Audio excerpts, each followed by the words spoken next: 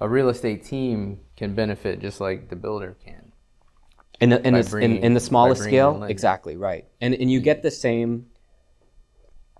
You'll get the same benefits that the builder sees and why it's so important for them. Because let's say on the team side, we're not builders, but essentially you're building a deal, right?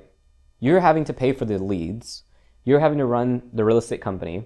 You have to make sure that you're training, investing, and as a business owner, right? And from the background and what we've done, small to medium-sized businesses are so difficult because it's usually less support, less people, and somebody has to wear all the hats, right? Right. And we don't have big backing and investment, and you don't have all of those things. It's like just you when you start, and maybe a friend or family member or partner or whatever. And that's how most of us got started. And so we had to do everything: hiring, training, still growing the business, the marketing, and the HR, and the compliance, and all these different things. Right? You have to do everything yourself. So all this work going into in the real estate side, especially if you're buying, selling, whatever it may be.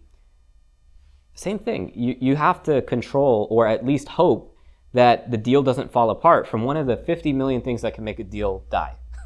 There's so many things. Right. Lending being one of them, and one of the most common ones, right? Thankfully, I appreciate that the industry's gotten better. But nonetheless, when people are making money, new people join, inexperienced people can join, and there's no stopping somebody from kind of getting in here and being a lender or a loan originator as it used to. And just kind of, that can mess your deal up. There's too many variables, right?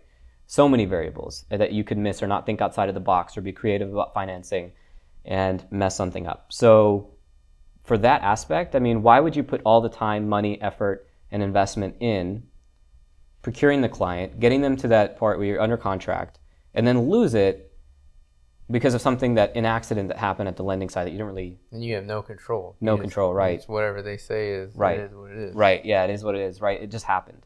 And sometimes people cycle through, usually have a partner for a good period of time. You can lose the partner, they can leave the business, they can change, the company could be sold, or they might move somewhere, or they might stop originating, and then it's back to the drawing board, we gotta find another lending partner. And you have horror stories from a lot of different people of, I've worked with good lenders, I've worked with bad lenders, and even the good lenders can make a mistake, and nobody's perfect. There are always mistakes, and that's fine, but how quickly can you fix it, and how quickly are you willing to address what caused the mistake and then make sure it doesn't happen again, and how on top of it are you? And that's very variable.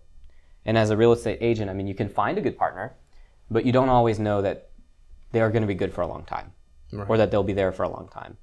Or what is the cost of doing so? If you're ambitious and you feel like you can have a better experience for the borrower by doing something that the builder did. And how do you